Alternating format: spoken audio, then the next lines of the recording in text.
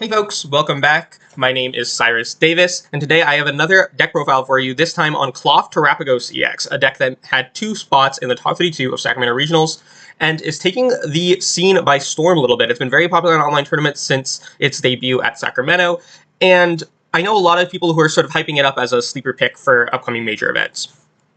This deck is a new take on Klawf, where we've combined it with Terapagos EX, partially because Terapagos can hit for up to 290 damage with Binding Mochi after poison damage kicks in, allowing it to one-shot things like Regidrago V-Star, whereas Klawf caps out at 240 damage. And then also, if you've ever played Klawf without the Terapagos EX, you'll know that bench space can be a little bit of an issue at times. You have a lot of bench-sitting Pokemon that you want on there, and you can't play as many support Pokemon as you'd really like to. So Terapagos unlocking Area 0 Underdepths allows us to fit a slew of Pokemon on the bench. We have this sample board here, so you can sort of see how quickly the bench can be filled with powerful Pokemon. Fezandipiti, Terapagos, the Latias, the Pecha, Brute, and Sneasler, the Squawk that we usually want to use on turn 1, and this Oranguru, which is actually something that typical Klawf list didn't normally play, and now that you have more bench space, you can fit it in there very easily, and it unlocks a whole slew of potential that we'll talk about later. So let's get into it then. We'll start with the Pokemon lineup, just talk about why all of these Pokemon are in the deck, what our counts are. So, of course, to Klawf. Klawf has become known to be just a very powerful single prize attacker, one of the more powerful ones in the format. Does 210 damage with a Binding Mochi attached, which is already enough to knock out quite a few key Pokemon. Even 170 without the Binding Mochi can definitely put in some work. But then when combined with our poison damage, should get up to 240, knocking out even things like Raging Bolt EX and any really, basic 2-prize Pokemon. Then we have 2 Terapagos EX. Terapagos doing a little bit more damage than Klawf.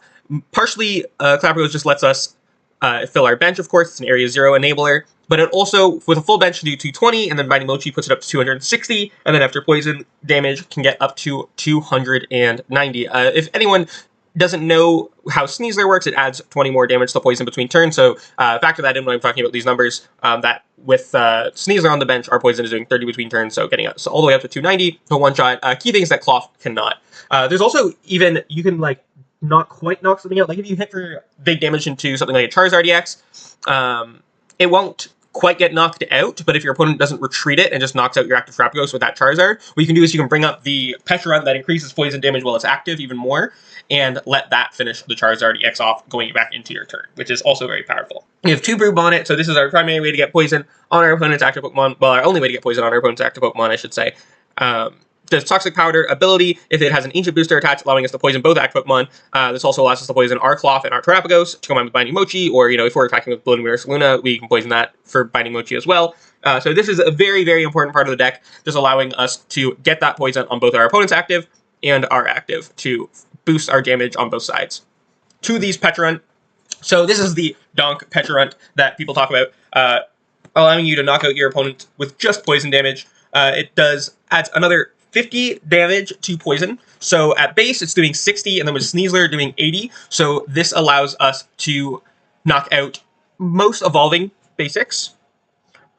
And then we can also use this on our first turn going first, right? So whereas you can't normally attack on your first turn going first, we can immediately take a prize against things like Charmanders, Pidgeys. There's just dozens of Pokemon with, 80 HP or less that we can knock out with this right away. And this is why it's called the Donk Pecharunt, because if our opponent only has 1 Pokemon in play and it has 80 HP or less, we can very quickly and pretty easily get out turn 1 Pecharunt and knock out our opponent's active Pokemon before they even get to take a turn, giving us a nice, easy, free win. And of course, Sneasler, just here as our Radiant to boost that poison damage up to the 80 mark. Also very relevant for getting to 290 and 240. That extra poison damage is super, super relevant for key knockouts. Not a whole lot else to say about Sneasler, just very good at math fixing. Then we have 2 Lumineon V. Lumineon, a very key part of the deck. The original list that made top 32 at Sacramento made only 1 Lumineon. Well, the more I've played with the deck, the more I have felt like 2 is needed. Both so that in case you prize 1, it can be very harmful, but more so just that you want to use 2 in a lot of games. 1 to set up and then maybe 1 to find boss later, or even just both to find bosses later in the game. That can be sort of your hardest struggle in the mid to late game, is just finding boss at the right times. So 2 Lumineon to make sure that everything goes smoothly, also very, very important. Next we have just 1 Squawkabilly. We can never use more than 1 in a game, so not really much need to play a second one. Obviously, if we prize it and we need to use it, it can be a little bit annoying, but typically we can get away with not using it if we really have to, and we do play double Hisuian heavy ball, so we can fish that thing out of the prize cards. But just a good way to get our, make sure that we have a good turn one. Helps us get the dig for the donk when we have that play available to us as well. Then we have the Oranguru V I mentioned earlier. Allows us to search our deck for 2 tools if it's active. This is very key for finding Forest Seal Stone early on, which helps us get our Precious Trolley. This basically, if we get Area 0, Precious Trolley, DTE, that is like everything that we need on turn 1. That finds us our whole combo that sets us up for the rest of the game to be completely ahead. Oranguru pretty much single-handedly can get us the donk. If you grab Precious Trolley can search for, we'll see when we reveal some more of these Pokemon, but Precious Trolley can search for pieces that on its own basically allow us to get the Pecharunt donk off turn 1. And then, of course, even past the setup phase, being able to just Oranguru for tools every turn and then retreat into your attacker, thanks to Latias EX, allows for that extra bit of consistency, make sure that we're always finding our Binding Mochis when we need them. And then one Fezandipiti EX, just a staple in most decks right now. Just that extra draw 3 every single turn after you get knocked out is very, very pivotal. Most decks are taking a knockout every single turn, so this basically just allows you to draw an extra 3 cards every turn. Then we have the Latias EX, giving us that free retreat. Very good for mobility, allows us to retreat our Oranguru after using the ability.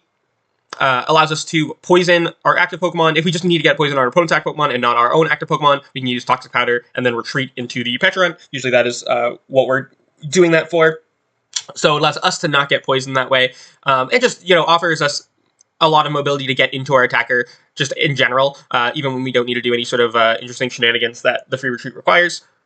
Just being able to always have that way around the board, not having anything get stuck, really.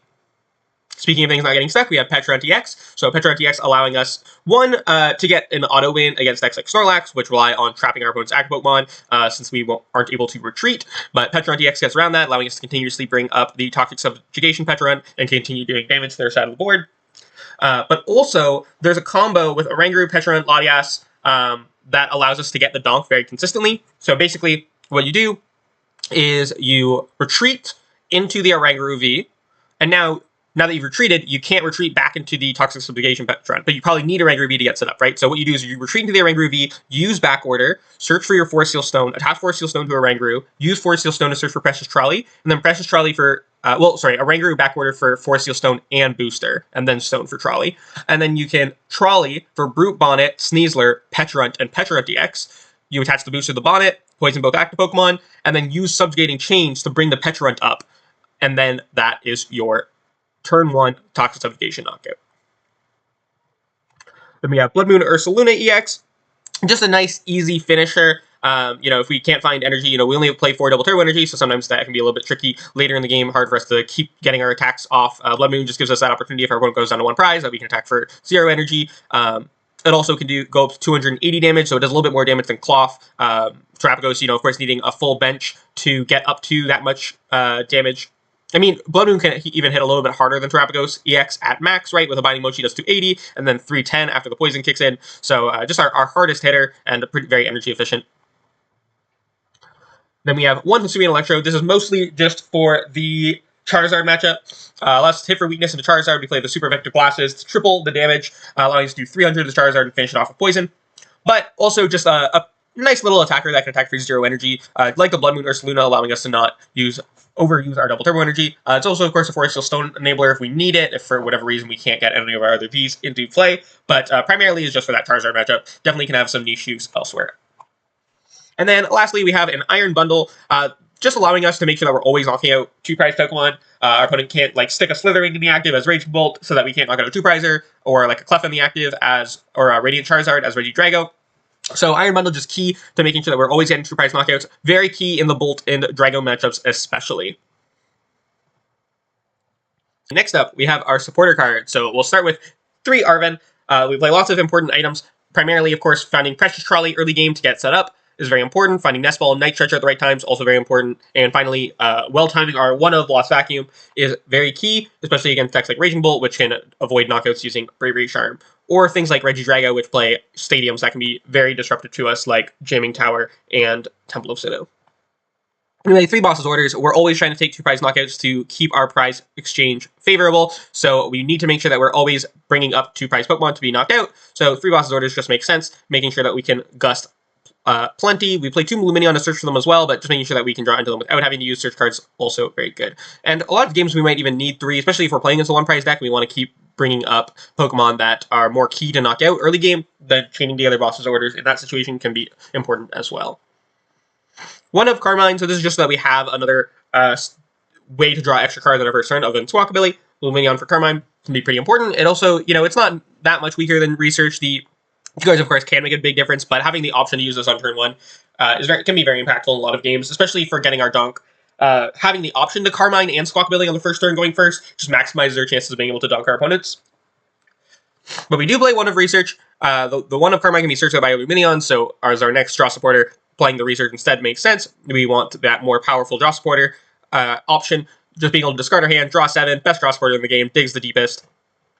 Sort of a no-brainer if you're looking for draw support slots. And then our other draw support slot is the one of Iono. I'd almost kind of want a second of this, but I wouldn't cut any of the other draw supporters for it. And I don't really think, looking at the current list, I've looked through it over a few times to see if I can find space for a second Iono, and I just don't think the space is there.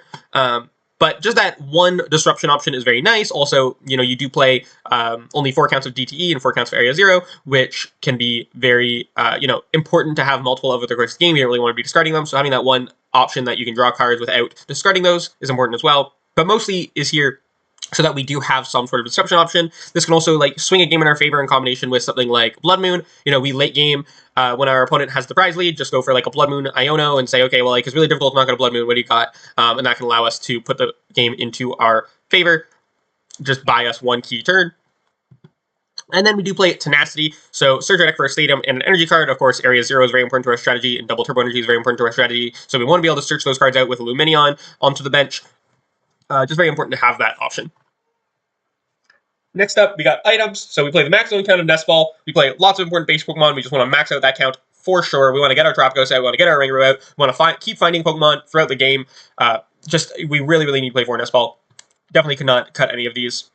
2 copies of Ultra Ball. So Ultra Ball, of course, only searching for the same Pokemon that Nest Ball already does, but also you can grab us Lumineon, which is definitely important. But only playing the 2 copies of these because the discard can be pretty harsh. Next, we have 2 copies of Hisuian Heavy Ball. We play a whopping 19 base Pokemon, which is 1/3 of our deck. So most games, statistically, we will have 2 Pokemon prized. So Hisuian Heavy Ball almost just serving as a pseudo Nest Ball. Of course, it doesn't search us for exactly what we need in each specific circumstance, but we do play a lot of important Pokemon that we don't want to have prized, so it fishes them out. That way, we don't have them stuck there, and it's almost always both of these can find a target and allow us to get set up. Especially if this is in our opening hand, then for the most part, most of our Pokemon we're happy to see off the Heavy Ball. We want more copies of, even if we have a Brute Bonnet already in the deck and we Hisuian Heavy Ball and we only have a Brute Bonnet prize, it's still, we don't need to search out the Brute Bonnet now, we already have it on board. So a pseudo Nest Ball also just very important because of just how many Pokemon we play and how important some of those Pokemon are to our strategy. 3 copies of Night Stretcher. Similar reason to the Heavy Ball in that so many of our Pokemon are so important to our strategy. We don't want to run out of our Klawf, we don't want to run out of our Terapagos, we only play the one of Fezandipiti, one of Latias. If any of these Pokemon get knocked out, we need to be able to recover them. 3 copies of Night Stretcher. Usually we'll need to use 2 in a game, but 3 just so that we draw them more often. And just in the case that we have to discard one, it is very important. Make sure that we can get our Pokemon back. Pokemon recovery, especially after our Area 0 gets bumped and we have to discard 3 slots, can be very, very important. We can sort of run out of ways to get more Pokemon on the bench. So being able to just make sure that we have lots of recovery is great. 2 Switch Cart. So obviously we already have the free retreat from Latias, but what this especially allows us to do is, so obviously we can heal a little bit with it and we can go for a switch even when our Latias isn't in play. But primarily what it allows us to do is retreat for free into the Oranguru, use Oranguru's ability, and then Switch Cart out of the Oranguru into our attacker. So like I talked about earlier, getting Oranguru into the active is very important to getting set up. Being able to search out the Force Seal Stone and Force Seal Stone for the trolley is huge for our setup, or, Force Seal Stone for DT, Area 0, whatever we might need. So having those switch carts to get back out of the Oranguru if we have to retreat into it on our first couple of turns is very, very good. Then we play a single copy of Lost Vacuum. This can be very important for a slew of things, like I talked about earlier, the Jamming Tower, the Temple of Sinnoh, Bravery Charms has Raging Bolt. We can also use this, I use this most games, I would say, to just bump my own Area 0 to discard Pokemon from my bench. So this can allow us to discard liabilities like Squawkabilly or any damaged Pokemon. That is a very, very key way to use this, especially because we play so many single prize Pokemon. It can allow us to make sure that we can play the single prize game and aren't allowing our opponent to knock out too many 2-prize Pokemon. Then the one of Precious Trolley, I've talked about this a lot already, but especially in a deck with Area 0, being able to Precious Trolley to fill your bench with 8 Pokemon, I mean, it's just insane. I mean, it's a 1-card, it's a Nest Ball that searches for, 7 or 8 Pokemon if we have an Area 0 down, right? So Precious Trolley just absolutely insane, gets everything that we need to set up, gets us a turn 1 Pecharunt very consistently. This is a huge, huge buff for this deck. Like, this deck probably could not have functioned the same way before Precious Trolley. The Klawf build with Secret Box probably was better before this Precious Trolley release. Then Stadiums, Tools, and Energy, starting with the 4 copies of Area 0. There are a lot of decks that don't play Area 0. We can bump these multiple times, so we want to make sure we play the maximum count. We also just want to find this early game as often as possible because we want to get that full 8 bench Precious Trolley off. So playing the maximum count just so that we draw it as consistently as possible is very important. It's also very important that we can get it to fill our bench completely with the Terapagos max damage as often as possible because we need to be able to knock out Regidrago in one hit on key turns. That's the most important thing, is that we can't really miss one-shots when we need to hit them. There are just so many situations where we have to take knockout on that turn, or we're going to be in much more trouble. So being able to make sure we find our Area 0s very consistently is super important. 3 Binding Mochi. So we need to use 3 Binding Mochi for free attacks in most games. We can really take some knockouts without Binding Mochi. Terapagos with full bench can one-shot quite a few things. We can get with poison damage. Klawf can one-shot things like Squawkabilly still, or Pokemon that are fighting weak. So we don't always need 3 Binding Mochi. And we don't need the maximum count because we have Arven and Oranguru to search it out, so it's not super hard to find it. But we're playing the 3 just because some games you need to use 3, or you might have 1 prize, you need to use 2. So just the 3 is the magic number there. Same with the Ancient Booster Capsules, especially if one of our Ancient Boosters gets vacuumed and maybe we have to discard one. Very important that we can always poison our opponent's Pokemon, or if they chase down our Brute Bonnet and knock it out, that can be a thing too. So we want to make sure we have a few extra copies of Ancient Booster, just in case our opponent targets it down. We always need to be poisoning our opponent to make our strategy work. So just 3 copies, and again, not needing to really play more because we have so many ways to search for it. The 1 Supereffective Glasses, mostly just for Electrode, allowing us to hit for a one-shot on Charizard EX. Then we have our 104 Steel Stone. The original list actually played 2, but you'll only prize us about 1 in 13 games. I don't think you need to necessarily use it to set up every single game. A lot of times, if you just have the pieces, you can just, Arven for Trolley. And then you can, use the 4 Steel Stone later when you draw it off the prize cards. But I could see this going back up to 2. I just don't think it's as important to play a second one of these for prizing purposes as it is to play other cards right now. So the 1 is good. I mean, like I said, only prize it about 1 in 13 games. So especially in a best of 3 environment, you can just sort of go to the next game if you prize it and that loses you the game somehow. But very important that we have this is our V-Star power. Our only one allows us to get the DT, the Area 0, or the Trolley as needed. Also, of course, if we don't need it to set up or get key attacks that way, we can use it to search for things like Boss's Orders later. But primarily, this is going to be used to search out Trolley, Area 0, or DT on the first couple of turns to make sure that we're getting set up and getting those early attacks in. 4 Double Turbo Energy, to the maximum count that we can play. We play more if we could. No other energy is really necessary. This would just allow us to attack with our Klawf, allows us to attack with Terapagos. Old Klawf list used to play Jet Energies, but now that we have Latias, we don't really need that extra mobility. So we just play the 4 Double Turbo Energy, making sure we can get our attacks off. Really all that we need. We don't have the time to really set up a 2 energy attack. We don't want to attach twice to a Pokemon to have to attack with it. That's just a little bit too slow for how aggressive the deck is. So that's the list. Let's get into the matchups next. So we have our positive matchups. Regidrago, just being able to one-shot the Regidrago with Terapagos. Of course, rolling iron can be a problem, but we can just sort of Iron Bundle around it. We can even still one-shot the Regidrago that used rolling iron if we go like Iron Bundle and then boss the Regidrago back up. But we'll also, usually get the first 2 prize cards. Even if our opponent goes for like a Cleffa early, we can Iron Bundle around it. So we're pretty much always getting a turn 1 knockout for 2 prize cards, just getting that aggression and always taking the lead. Our opponent can't one-shot a lot of our 2 prize Pokemon with Rolling Iron if they want to protect the Regidrago, so it can be hard for them to, keep up the prize race that way. And if they do go for one-shots, they usually have to use stuff like Lost Impact, so they remove energy from their board, and then they get knocked out by Terapagos, so it's sort of a catch-22 for them. It's just a very, very good matchup. Part of what makes Klawf so strong, especially the Terapagos build. The Klawf build with Secret Box did not have quite as good of a Dragon matchup. Terapagos being able to one-shot it very consistently definitely has made this matchup very, very strong for Klawf. Raging Bolt, one of probably Klawf's easiest matchups. Just take 2 prize cards every turn, Iron Bundle around the Slitherwing if that becomes a threat. Just very easy to knock out a Raging Bolt. Like I said, we're pretty much always getting turn 1 Klawf attack, so we can just one-shot stuff with Klawf. And we can play, because we don't need to use Terapagos necessarily to hit the numbers in this matchup, Klawf can sort of one-shot everything on their that they have. Even if they have a Bravery Charm, you can just vacuum it later. So able to sort of play the single prize game in this matchup as well. Miraidon, another very favorable matchup. It could be kind of close if they go second and get like a turn 1 Impy very much and are able to just like keep using Amp or bossing 2 prizers. But we can play around that by, removing some of our 2 prize Pokemon from the board. The only thing they have that can one-shot a Terapagos is their Raichu V, which costs a lot of energy to actually knock out a Terapagos with. So we can sort of attack with that in the mid-game to try to make them miss knockouts if they get the lead. And of course, Klawf not even needing tools to knock out most of their Pokemon because of fighting weakness, just being able to go DTE, Poison, 340, one-shot pretty much all of their Pokemon. Makes the matchup very clean.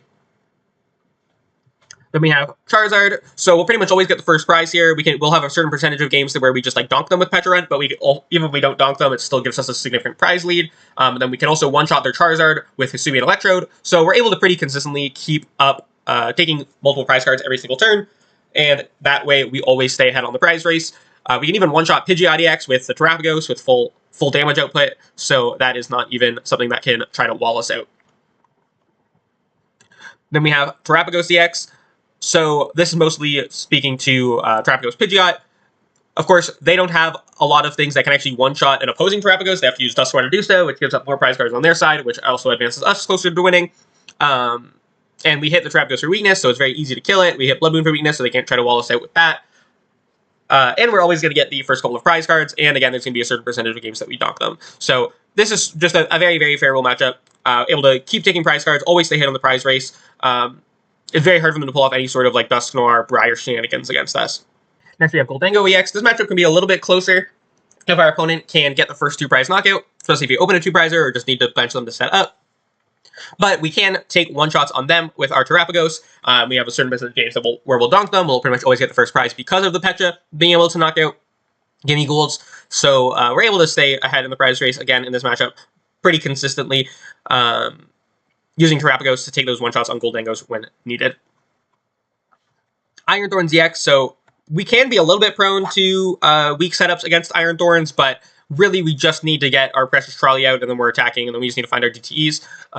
So it's, the ability lock can definitely, get to you sometimes, but as long as you get set up, you're just one-shotting 3 Iron Thorns very, very easily. Next we have Cerulege. Cerulege, another very favorable matchup, similar to Gholdengo, honestly. If they get the first 2 prize cards, it can be a little bit annoying, but there's a certain percentage of games we're going to donk them, and then we also have Terapagos to one-shot their Ceruleges, so we should, most of the time, just be able to stay ahead on the prize trade very easily. Then we have Snorlax, so Pecharunt EX makes this matchup very favorable. We have 2 Switch Carts, so we can go like Switch Cart into Terapagos or Klawf to take a couple knockouts during the game, but mostly we're just going ahead and poisoning with our baby Pecharunt in the active, and using Pecharunt EX to keep bringing it back up if our opponent ever tries to trap something, and that way we can just permanently do 80 damage between turns with poison over and over and over again. So obviously that hits the Snorlax for 80, and then it dies going back into our turn, so they do have a chance to penny it, but eventually they'll run out of resources to do. So we can just keep poisoning. That level of pressure is just a little bit too much for Snorlax to handle. Then we have Roaring Moon EX, similarly to things like Raging Bolt or Terapagos, just a deck that doesn't have a lot of options for trading prices with us favorably. They have to use Roaring Moon EX to knock us out. They do have the baby Roaring Moon, but they're always going to have to bench multiple 2 prizers to set up. It's just sort of how the deck works. They don't even play enough 1 prizers to really have a board without benching 2 prizers. So we're always going to be able to have the favorable prize exchange here. They can't even one-shot the Terapagos EX without using Frenzied Gouging and damaging themselves, so that is also a factor. It just allows us to easily knock out the Roaring Moon in return. So we just want to limit our 2 prizers on board in this matchup and keep our favorable prize trade by chasing down their 2 prize Pokemon. Next are even matchups. We have Lugia V-Star. So a lot of time Lugia needs to set up multiple 2 prize Pokemon onto their board in order to get going, whether it be a couple of Lugia and a Lumineon, or maybe they open a 2 prize Pokemon like Iron Hands or Bloodmoon or something like that. So we can get significantly ahead in the prize trade early game by not chasing those Pokemon down, especially knocking out something like Lumineon early on before it can awkward turn itself back to the deck. But in the mid to late game, if they do set up without us getting a significant lead, they can trade 1 for 1 with us with Cinccino and then offset our prize trade with Legacy Energy.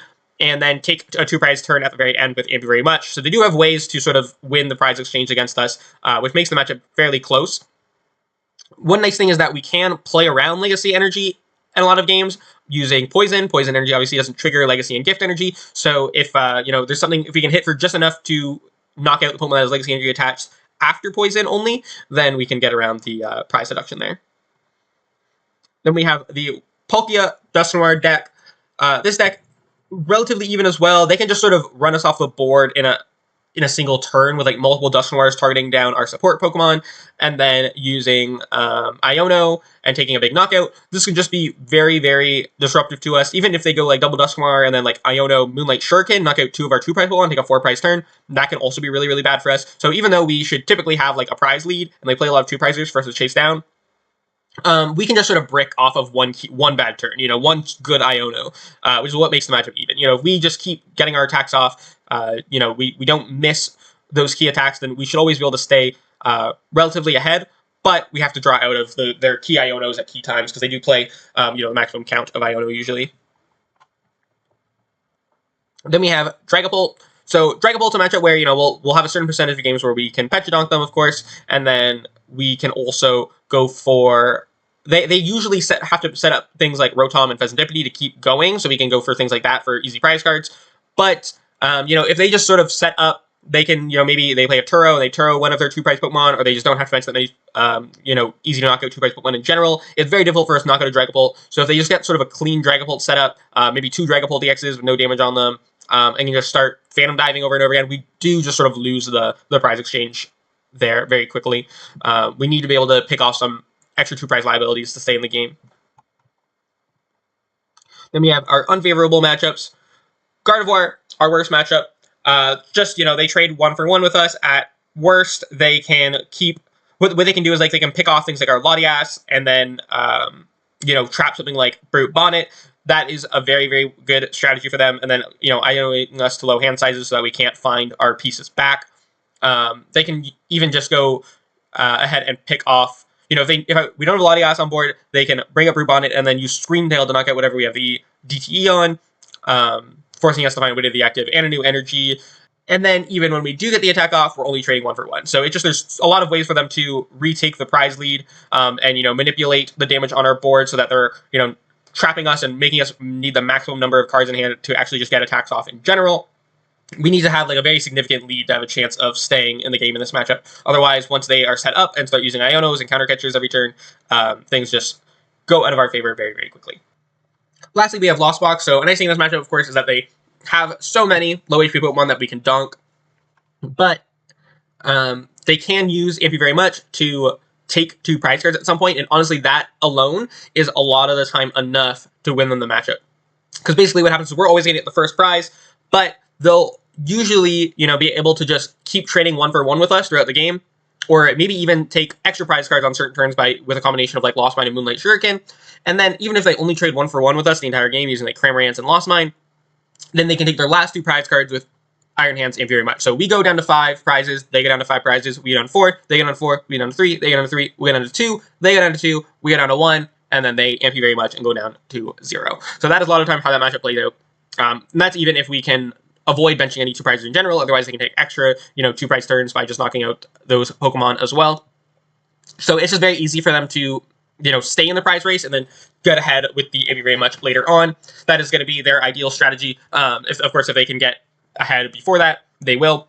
But there's just, we need a lot to go right for us for that not to happen for them. If they open a 2-prize Pokemon, of course, we can have a much better chance. If they miss turn 1 attack, we can have a much better chance. If they miss an attack at any point, really, that is our opening to establish a significant enough lead that we just win. But, of course, the same goes on our side. We can whiff attacks just as easily. Both decks are pretty consistent, but both decks, we have just as much potential to, miss a DTE to attack for the turn as they do to miss something like a Mirage Gate to attack. But that is it, though. That is all of our matchups. I think this deck is incredibly strong right now. Obviously, Gardevoir and Lost Box, are both relevant meta decks, but only about, 5 to 6% of the field at major tournaments. So not a huge problem. Dragapult, Palkia, and Lugia are also all on the downtick. And of course, the 4 most popular decks in the format being Drago, Bolt, Miraidon, Charizard, all very, very good matchups for us. We beat everything at the very top of the food chain right now in the metagame, and then we take some sketchier matchups against some of the decks sort of in the middle ground there, where you might play against one per tournament. But if you can dodge the Gardevoir and the Lost Boxes, and then, scrape out wins in your, even matchups by, just outplaying your opponents, or your opponent's not having as much experience in the matchup, then you should be good to go. This deck is looking like a huge sleeper threat for major tournaments right now, given the current metagame. It's definitely something that if you just like silly, fun decks like Klawf, you should give it a try, because this deck is a genuine meta contender right now. Thank you so much for watching. If you want to check out any of my other content or my socials, there is a link tree in the description that will take you to everywhere that I am on the internet. Make sure to like and subscribe, and I will see you guys next time.